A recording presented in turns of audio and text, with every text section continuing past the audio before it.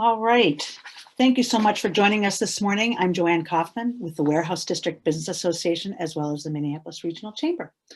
We're going to hear from Becky Alper this morning. Becky Alper leads employer research outreach, at Move Minneapolis, consulting with businesses on transportation challenges. She specializes in providing a policy and programmatic path towards a more sustainable future with measurable results. Becky led behavior change programming for St. Paul Smart Trips and Move Minnesota for 5 years, focusing on both employer-based programs and neighborhood efforts. She holds both a master's and bachelor's degree from Clark University, and she won the Association for Commuter Transportation's 40 Under 40 Award in 2018 and currently serves as the Midwest Chapter's president. Welcome, Becky. We'll let you take it away, and I know you've got some colleagues here this morning as well. So, great. Thank you so much, Joanne, for that wonderful introduction.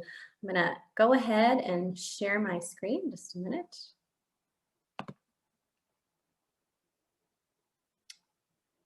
Let's see here.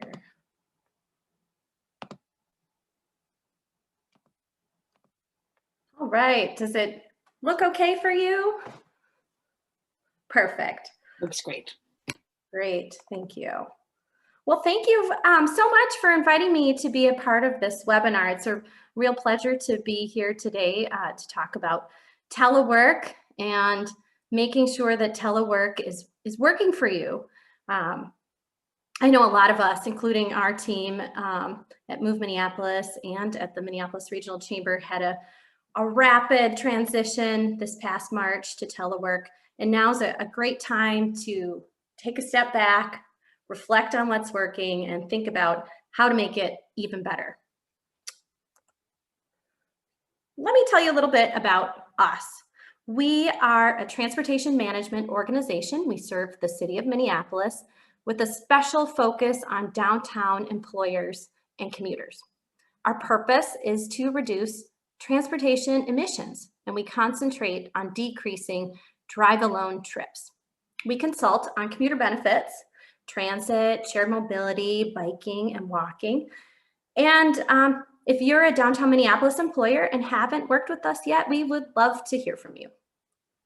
I'm tuning in. This is a actual both my background and the in the presentation are pictures I took. I'm tuning in from beautiful Puerto Rico. I'm here doing remote work for the next for a couple months, I should say. And I, along with others of the Move Minneapolis team, we have been living and breathing remote work for the last 9 months. And in fact, we've researched it and we've written a guide to remote work, telework strategies for success anywhere. I welcome you downloading it. My colleague, Alex Burns, will put that in the chat. And the good news is if you're on today's webinar, you don't have to read this 45-page document because I am going to give you all the tips and tricks and possibly a couple things more. And we welcome your ideas and feedback to make sure that our guide is reflective of the ever-changing reality. So you might be asking yourself at this point, why remote work? Why does Move Minneapolis care about remote work? So let's take a look at what happened this spring. In March, we saw and over the course of this spring, with the start of the COVID-19 pandemic, we saw a dramatic reduction in car trips as offices sent people to work from home. And just look at that, 2020 versus 2019, a huge reduction in traffic on Minnesota's highways. And this happened across the country and across the world, and it had a huge impact on emissions and our air quality around the world. And so for us, thinking about remote work, our focus really is around the sustainability and the commute. And so we've seen that no commute at all can in fact decrease overall car trips taken. So that's why we're in the business of remote work, but there's lots of other reasons too. I want to go over just a couple more. look at the savings for employees, for example. The average driver drives around 12,000 miles per year. So if you're not driving to work, that could be a huge cost savings to you. We've seen evidence that employees are between 13 and 25% more productive when working from home. Real estate savings, you can save $10,000 per year per employee in reduced real estate costs. And my favorite one at present is the reduced community costs, which is a really interesting concept. So think about the cost of expanding highway infrastructure to accommodate free flow rush hour commutes. It can cost millions of dollars per lane mile to expand a highway. And keeping up existing infrastructure is nothing small either. Like, take, for example, in 2019, MnDOT allocated $133 million for winter maintenance. So if we can decrease, we all stand to gain as taxpayers by reduced community costs from telework. I would like to, before I go too much further, I just want to acknowledge that, have a full acknowledgement that some jobs are better suited to remote work than others. We have examples. This is pulled directly from the guide of some jobs that work well with remote work. So today, I'm getting to the meat of it. I want to talk about 20-ish tips, I should say, to do telework better. And I'm certain, I didn't do an exact count, and there are ones that I bet that you have thought of too that work for you. And I welcome you putting that into the chat as we go forward, and we can have a discussion at the end. So to start out, I really want to recommend getting a good office setup. And hopefully you have this by now if you're working from home now, 9 months into the pandemic. But if you don't, these are some things to work on soon. So, you know, ergonomics, get a good chair, find a place where you can focus. Good light is important. Make it cozy and make it a place you'd like to be. And another interesting tip that we found out in our research is not just make it cozy, get a plant. That plants have been shown to help productivity and keep you happier, even fake ones.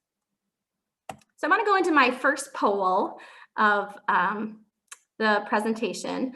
So I'd like to ask you all to go to speedtest.net. Let's check your internet speed. And I'm going to leave it open for just a little while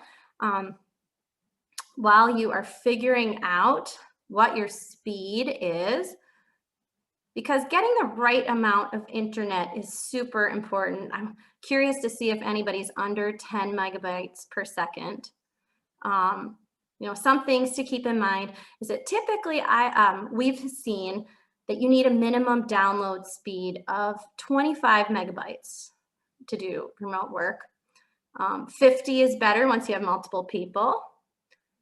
Another rule of thumb is about 10 megabytes per second download per person surfing the internet. And of course, it can depend on if you're doing video calls or working with high resolution files and doing a lot of uploading and downloading. All right, so we've got a few people in here. I think let's close out the poll. Let's see how people have ended, what results we got. All right, so vast majority have more than 50 megabytes per second. So if you're one of the three in that 10 to 25 megabytes, I'm curious to know, put it in the chat, does your internet work well for you? Something to consider. Maybe that's something you need to work on. So we can stop those results and let's keep going. Maybe I can do that. Let's see. Oh, there we go. All right. So I talked about this. Those are some things that you need to know. And by the way, this will be recorded, so you can always come back and look at it at another point in time. All right, let's move right along. Security. Information security is a serious concern. We know that it's important for teleworkers who handle sensitive information. But when structured properly, telework should not create a significantly greater concern than is currently the case in the office. So take a case in point, I think, would be passwords. Strong passwords matter just as much at the office as they matter at home. My colleague Alex is putting the link to this guide in the chat, so check it out. Make sure you've got all those things set on your end. Effectively managing electronic documents and reducing paper is another key element of successful telework. Think back to when you left the office in a hurry last spring. Do you even remember those paper files that you left behind? I certainly don't. So I think a lot of us would be surprised at how much we could do without. So it really starts with standardizing your file structure. And the good news here is that it doesn't really matter what structure you use, as long as you pick one and you stick with it and make sure everybody's on board. Make sure you have a plan for record retention and files that you definitely shouldn't get rid of. Thinking of financials, financial history in this case. All right, so now that you hopefully don't have to think about how to fit all your paper files into your new home, your home office, let's talk about essential equipment. We've got this in the guide. So again, go to that link and you can download the full remote work guide to get all of this information. But I want to highlight two things here that I found, or that we have found really useful. So one is a cable management box. It reduces liability. It can help make your office look better. It can reduce tripping hazards and possible workers' comp claims. So that's important. And then also good lighting. And I'll go into that. I want to say that's really important for video calls, and it's nice for the ambiance and the atmosphere that you create in your home office. I've got two working methods that I want to share with you.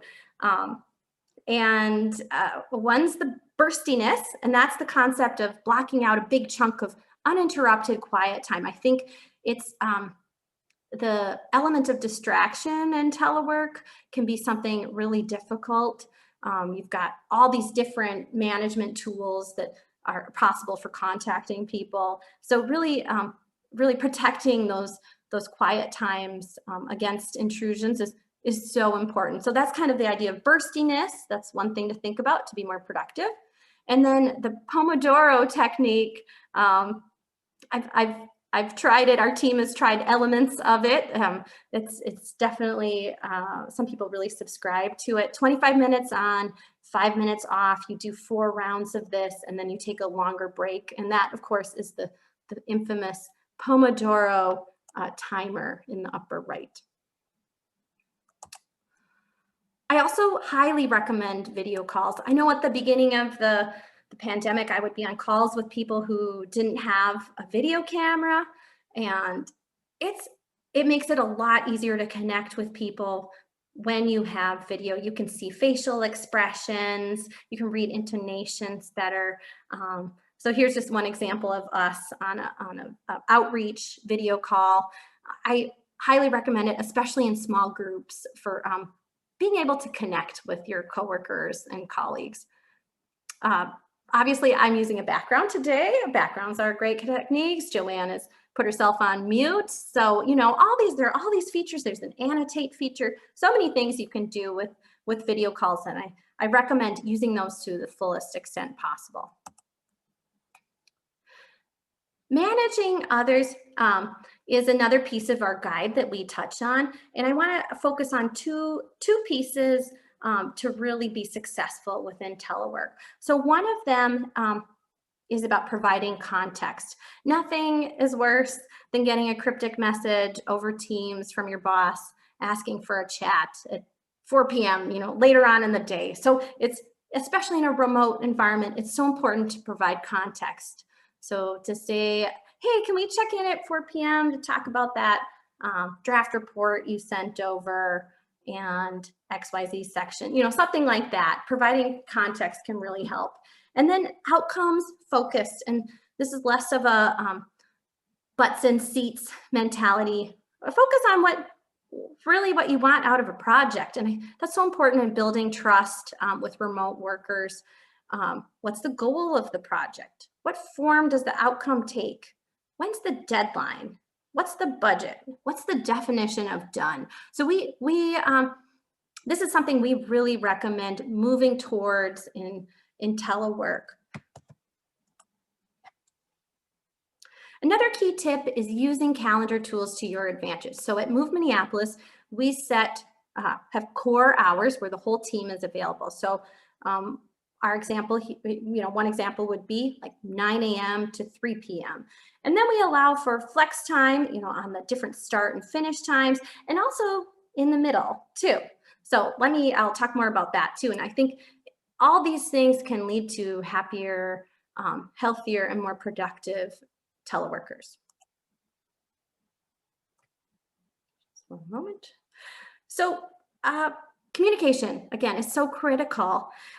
We loved this concept that we found from Trello, which is a project management software. They brought up this idea of a communications charter, which is a living, breathing set of expectations around communications. So for example, it might be, we use video conferencing for scheduled daily check-in meetings, but we use IM when something is urgent. So here, managers really need to set expectations for frequency and length and ideal timing of communication for their teams. Everybody has different things that work well for them, and it's playing to those strengths and understanding what works well as a team here. So let's move into our second poll. Does your company have a communications charter? Let's see if we can get that pulled up. We'll leave a little bit of time for voting. So another thing I want to share here is, again, going more into it, communications charter. It can describe how to use essential communications tools. It can talk about online meeting solutions, file sharing. It could even include an org chart with personnel titles and lines of authority. So all those things I would say would go under a communications charter. All right, we've got a lot of votes in. Let's end the polling. Wow, I read it the wrong way for a minute. I thought, wow, so many people have communications charters. Okay, so the answer is no, opposite of that. Okay, about 70% do not have a communications charter and 30% do. So this is something to consider. Let's stop that and we'll move on. And I'm going to share a little later why it might be important to have a communications charter. Or we could also call it a communications cheat sheet. So we're a few months into this, and I recently attended an event about connecting intentionally in a virtual format, and so important. And so something that we found is that these one-to-one, making space for one-to-one and small group meetings is really key to allowing people to connect. Because in a virtual format, when you have these big group meetings, you really don't have these opportunities for these informal chats, or, and be like, hey, nice job the other day. It suddenly shared with the whole group. You can't just hop over a cube wall and talk to your coworker or chat at the lunchroom. You have to really be intentional about it. And then that goes hand in hand with not multitasking. And some of you might think, what? How can I do that? I have so many meetings. I have to multitask. I have to look at my email and my, other communications channels while I'm in meetings. And I have a tip for that. So especially when you're in these small groups, a one-on-one meeting, don't resist that urge to multitask. Look into the eyes of your other, really listen into the other people who are in that meeting with you. Just one moment. So again, teamwork, building camaraderie, it can be so challenging. So keep those communication lines open, use all the tools available to you. All right, another thing here, we have to prevent stress and overwork. And 2020 has definitely been a challenging year. So here are some main tips for how to prevent stress and overwork. So starting with, use your project management tools and create, to your best ability, and create a to-do tomorrow list at the end of the day, and then purge those ideas from your mind so you're not constantly dwelling on what you have left to do. Another thing here is to ask for help. If teammates and your managers don't know that you're struggling, they're not going to be able to help you. And then close your laptop at the end of the day and resist that temptation to log back on. Also, shorten those meetings to work smarter. Why have a 60-minute meeting when it could be 15 minutes or 10 or an IM message? So this goes back to the idea of connecting intentionally. It's easier not to multitask when your meetings have a purpose and don't take as much time. It's a lot of sitting with telework, and I want to, especially if you're in front of a computer and you have lots of meetings. So it's so important now to make new habits. Maybe you were driving to work and now you don't have that 45-minute commute. So use that commute time and go take a walk around the block, or hop on an exercise bike. Or, the days are short also. So make use of that flex time that you have, and take an hour at lunch and go for a run. And then maybe you work a little bit more, extend your day to make up for that time that you took when it was light out and it wasn't, our winters. When I am back in Minnesota, which I will be in January, it gets dark so early. So that's one benefit of telework. So I want to briefly touch on remote onboardings and terminations, but before I add just a couple tips, I want to say there's going to be a really great webinar from an HR professional tomorrow talking about hiring practices in the virtual age. Check out the link in the chat that my colleague just put there. But it's a free webinar. It's part of this series, and I think it'll go into a lot more depth. A couple tips I want to give you. Remember that communications cheat sheet or the charter. This is something you can include as part of your onboarding materials. And then that equipment checklist, attach it to your new hire letter. Remote terminations also, do this as a video conference call. Consider recording it. Be ready with all the paperwork afterwards, and to disconnect someone's access. And then hire a third party to collect company-owned equipment. I can't end a webinar on telework without talking about taxes. My favorite topic as a non-accountant. But it's so important to know that when, here I am in Puerto Rico briefly, but there, we've got Hawaii has a remote work program, Bermuda, the country of Georgia, but all these things can impact payroll taxes, and it can be very complex with working really remotely. So these are things to keep in mind, check internally with before you go forth, but don't forget them. And then on the positive note about taxes, telework expenses, such as setting up a home office or increased utility expenses or higher internet costs due to now working from home, these are not subject to income or payroll tax withholding. This is because COVID-19 was declared an emergency, a federal disaster back in March. And so a company can make disaster payments towards those items. So that's a positive thing. So I want to move into talking about the future, well, both the present and the future. We have seen, we've experienced a huge rapid change here in our society with telework. People are working from home 8 times as much as pre-pandemic in the Twin Cities. That's huge. This came from a May 2020 survey of about 3,000 people from the Metropolitan Council. And the data in here is very similar to what I've been hearing from Twin City area employers this fall too. So let's take a look at it. So follow your eyes with the dark blue. So if you see 12% pre-outbreak, we're working 5 days a week from home. And then now you look, there are 48% of respondents working as of May, working 5 days a week from home.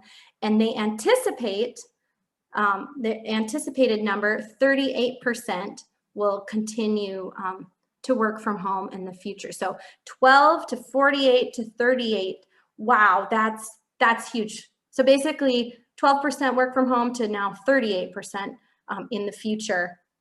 That's going to transform, I think, our society. And then if you look at the light blue, that's 2 to 4 days a week from home. And again, in the future, the people's preferences for telework are definitely there. And there's a huge preference for a mix of the office and working, combining it with working from home. So we at Move Minneapolis really are hopeful for a more sustainable future with reduced vehicle miles traveled. All right, and you may be thinking, okay, so I'm working from home now and it looks a little like this top picture. I've got kids around me and distractions and I never leave the house. But now I really want you to imagine this post-pandemic future, okay, where everything is peaceful. You can go to your apartment's co-working space or your favorite coffee shop. Your boss tells you you can work as much as you want from home. Your kids are back in school and you're not supervising their, 3rd grade. What are your plans? What are your plans for future telework? Let's go into our 3rd poll. Just give it a moment. How much would you like to work from home in the future?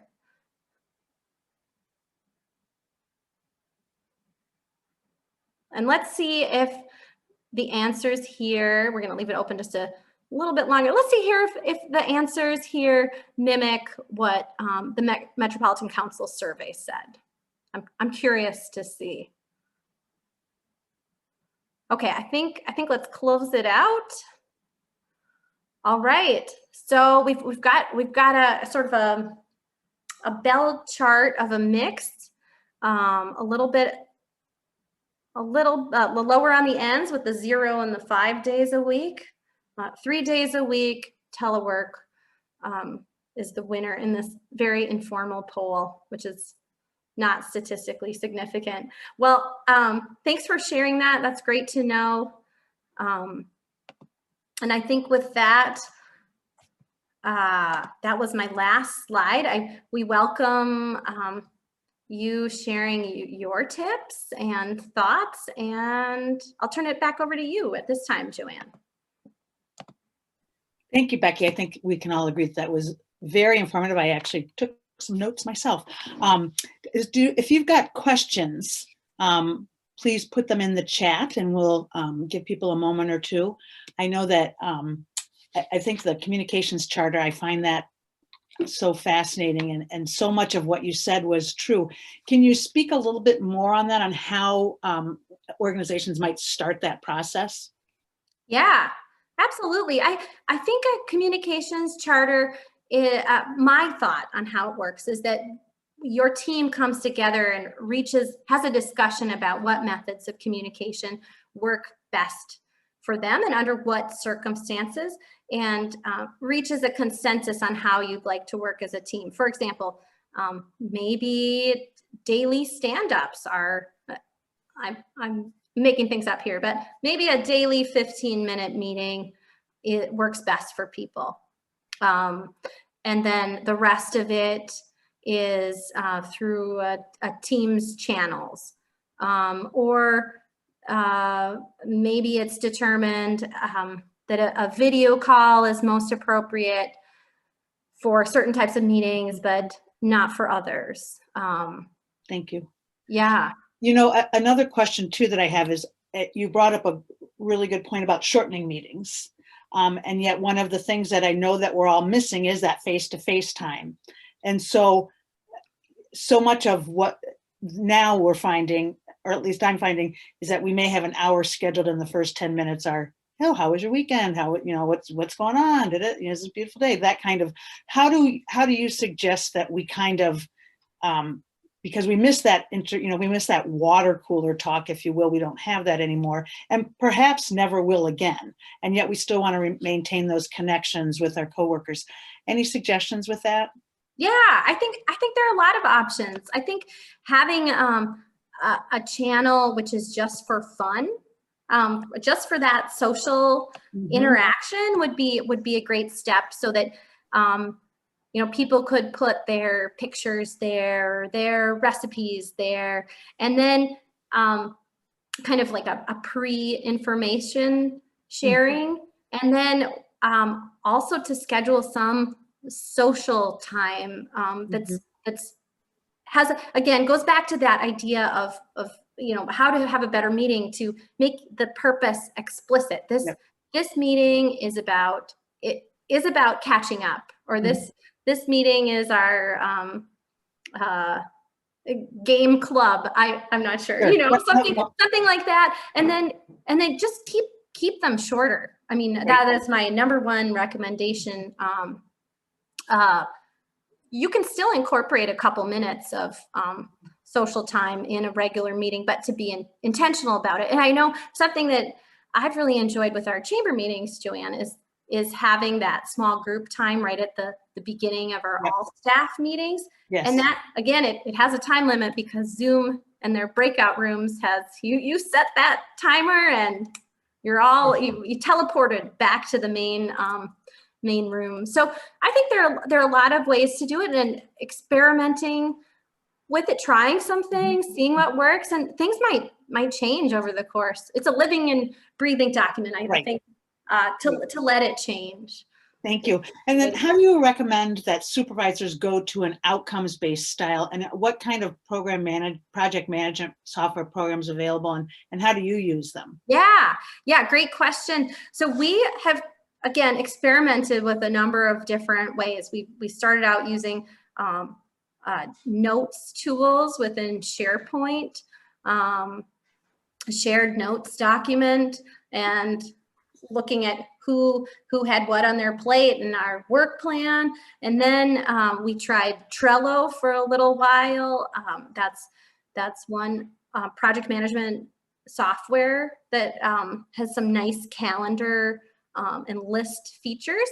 And then right now we are using Asana, so another tool there. But again, I think it's trying to make sure as a supervisor to have an outcomes-based style, to build that relationship of trust with your employee, to focus on the deliverable. So when is it due? What form does it take? Here's the amount of budget that you have to get it done, to really kind of paint that picture, and then trust that they're going to work towards it, with, of course, you checking in on it frequently. And then how do you work, with security issues around the various, platforms that you're using and access? Are you recommending that employers provide hardware so that people aren't using their personal computers? What are your recommendations surrounding that in a telework policy? Yeah, well, I think that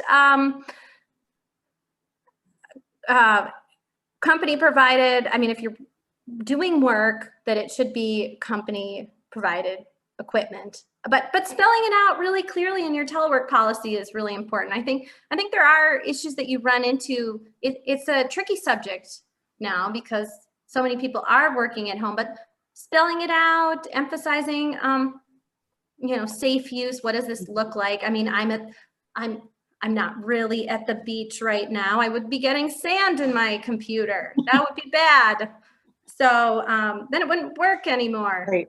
And this is a company laptop. So I'm not going to do that, and I signed a policy before coming here about that. So I think being really clear, again, going back to communication, so important to address things, readdress things, put it down on paper. Awesome. And then what do you think will happen to the 40-hour work week? Oh, good question. I kind of hope that it disappears. Personally, I think, but I also think that we need to be real careful with that stress and overwork piece. That's really hard to say. I think companies that have moved to kind of an outcomes focused mentality.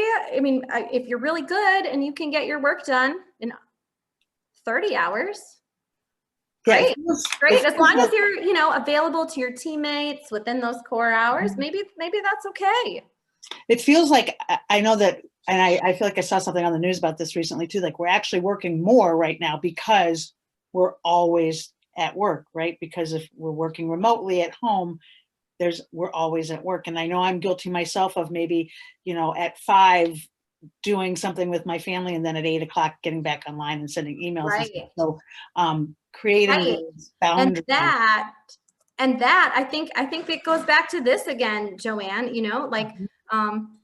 to set those boundaries, and both with your team and with yourself. That temptation, create that to-do list for tomorrow and say I'm done, and really to close your laptop and sign out. And I find that hard too. So I totally get it. But I think to be healthier, happier employees, to create a little space between working and not working is once you find that nice balance, I think it makes it can be good. I think there's a future for telework in which we're not just stuck at home all day. I mean, our telework just means we might not be at the office. We might be, like I said, working from that coffee shop or co-working space, or that sort of thing. Yep. And how can telework improve equity in business operations? For example, how much money will people save in commuting, and so that's no longer an expense that they have? Yeah, well, the average cost of owning a car, according to AAA, can easily be, I believe the latest figures are somewhere between $8,000 and $10,000 a year. I mean, it depends on what type of car you have. But if you don't have to come into the office, I think that's huge, because barrier to car ownership is really expensive. So I think it can help improve people's personal finances. And then also one of the other benefits of remote work is increased access to a talent pool that, maybe it doesn't have to be somebody who is within 30 miles of the work site. It could be somebody who lives 500 miles from the work site if it's a talented employee. So I hope that can help. I think also looking at an outcomes-based, a kind of an outcomes-focused style, I hope would help with issues of equity in business operations. So those are just some thoughts. In one of our peer-to-peer roundtable sessions yesterday, that comment was raised that it used to be that when companies when employees said to companies, I want to work remotely, the business may have said, that's fine, and that's great, but it takes you out of, you no longer be in line for maybe a promotion or to move up in the company because you won't have that face-to-face contact anymore with the rest of the team. Are you seeing that change as people are going to a more, and as I think as we come out of this, as the unscientific poll showed that people are planning on doing some sort of telework on the other side of this, whenever that may be. So are you seeing that change, that we're no longer limiting our potential and our futures by working remotely? Oh yeah, absolutely. And I'm grateful to Mary for pointing out that from our informal poll, that only 8% of us will not telework at all in the future. So, that's huge. I mean, maybe even if it's just 2 days a week working from home, I mean, that's okay, let's see if I do my math right. That's a 40% reduction in car trips. Wait a minute. There we go. Yeah. Yes. So we're, that's great for sustainability. And absolutely, I think getting away from this kind of like butts in seats mentality is important for work. And we've seen that remote workers are more productive than it can increase productivity, I should say. So I've also seen some stuff, I didn't put it in here, about innovation, that telework does not stifle innovation. So I think, yes, absolutely, getting away from that mentality of, if you don't come into the office, you're not in line for a promotion. How has working really remotely for you personally, how has that worked? And do you recommend others to try it over the winter?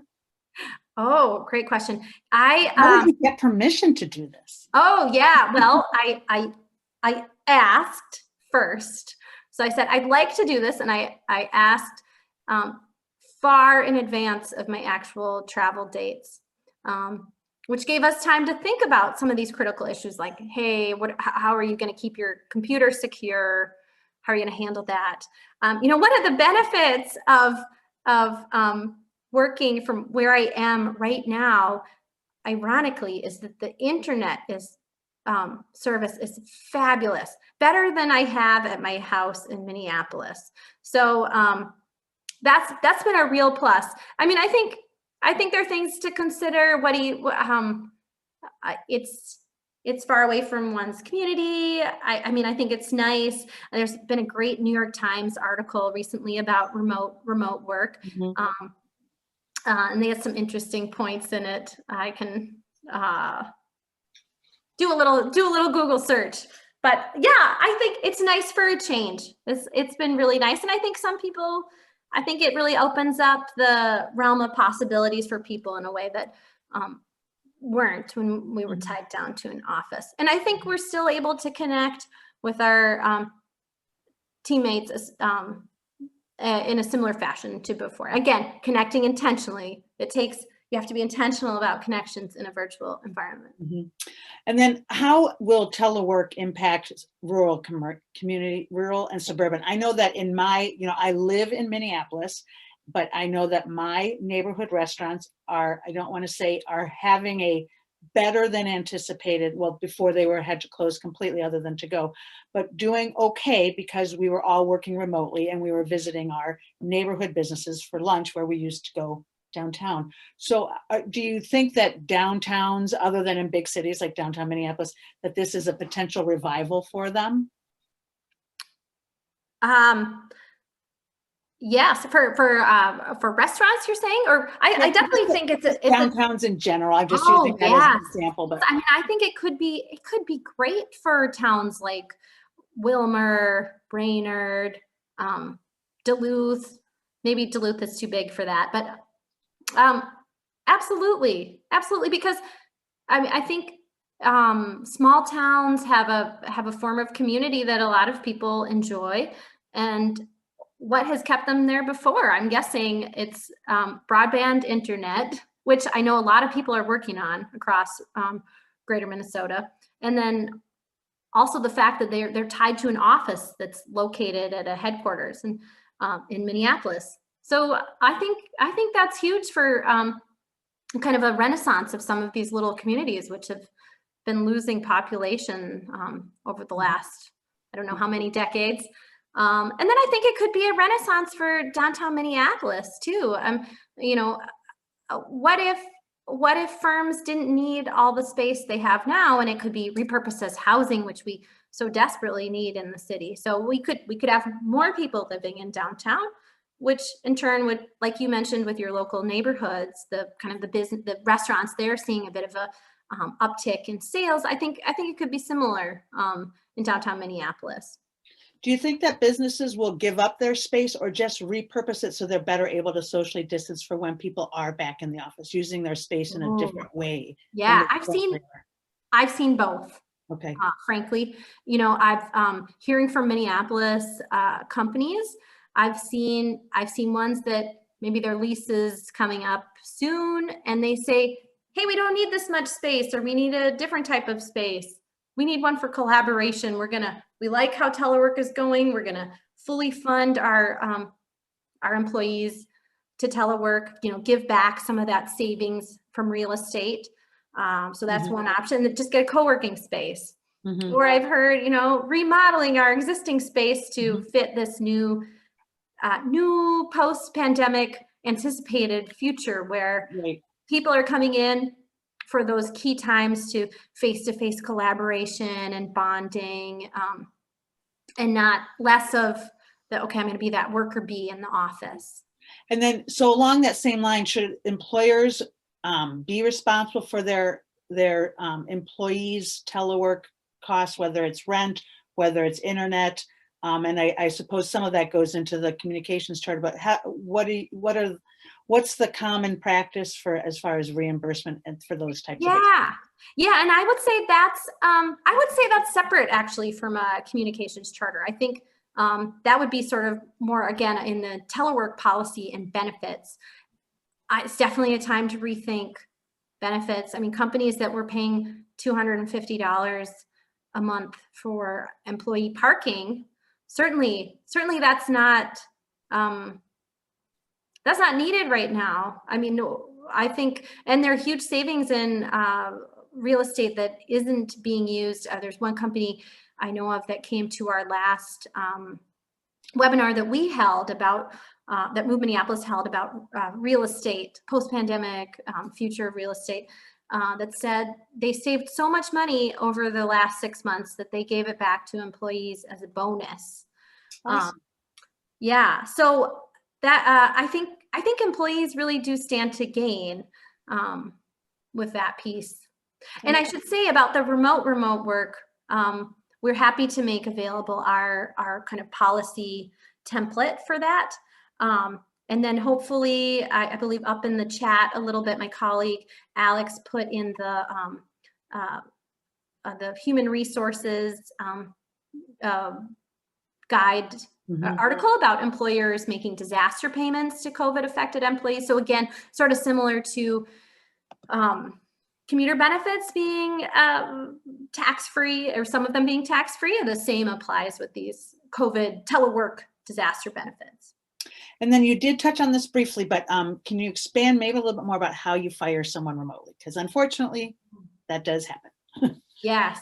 Yeah. I think being prepared is a huge key. And we've got that whole piece in the guide. We've got at least one page on remote terminations, having a standard script, using a video call. Don't do if you have to do a mass layoff, don't do a mass video call have it be heartfelt. Do it one-on-one with people. You know, you might want to include an HR representative in that meeting.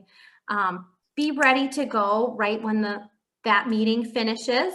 Have all the COBRA paperwork ready. Have your IT ready to disconnect all the server access and other things that they have access to. So I think those are some keys. And then again, if they're working from home, don't send a company representative to pick up the company-owned equipment. Send a third party. Mhm. And, you know, so many of our companies these days don't have HR departments or people. Who do you recommend be that person, not just in firing, but in you know, maybe starting the process of creating a policy, creating communication charters, all of that? Who would be that person in a Yeah. smaller company that doesn't necessarily have an HR department or even an HR person? Yeah, so maybe in a smaller company, kind of like our like ours. I wasn't thinking of that, but Yeah, yeah, great point. I mean, some of that, I think perhaps the finance person has that hat with some of the policies, but especially if it's a smaller company, I think, you know, part of that idea of building trust among employees is allowing people who maybe it's not their job, and maybe they're you know, they've only worked there for 2 years, or they're 6 months into their position, this is their first job. Let them lean in to talk about what benefits matter to them, because certainly if you're offering some benefit as a company that people don't know about or don't want, why offer that? Offer something they care about. And so I think having sort of a group opportunity to lean in and form come up with some of those ideas for those policies is a really great way to lead as an organization. maybe it can be a meeting scheduled with a purpose and, you know, ongoing, Right, you know, until that policy is established. right. And I would also say give people some pre-meeting work so Mhm. that they come into it already having done a little brainstorming about what policies matter to them, so that when the actual meeting is happening about that, you don't have to take time for that, which Mhm. again can lead to more intentional Yep. meetings with less multitasking. Mhm. Becky, thank you so much. This has been so informative today. I think telework, you know, we're so fortunate to have the tools that we do have, and we learn more about more each day, as I know we all have this morning. And who would have thought 10 months ago that we would be in this place that we are now? But it allows us the opportunity to change the way we do business, and perhaps and help our environment. As you know, there's so many other pieces that go along with that, right? And you know, you've probably heard me say I love COVID air because my asthma has lessened considerably because there are fewer emissions, and I can really feel that the air quality has changed. So I really appreciate your being here this morning. And I think telework is really changing the way we do business, and you've been very informative. So thank you very much. We Thank will you. be sending this out to those who have signed up for today, and the telework manual that Move Minneapolis has is available to you, and we'll send that link out with the recording. Great, wonderful. Thank you so much. Thank you so much. Have a great day.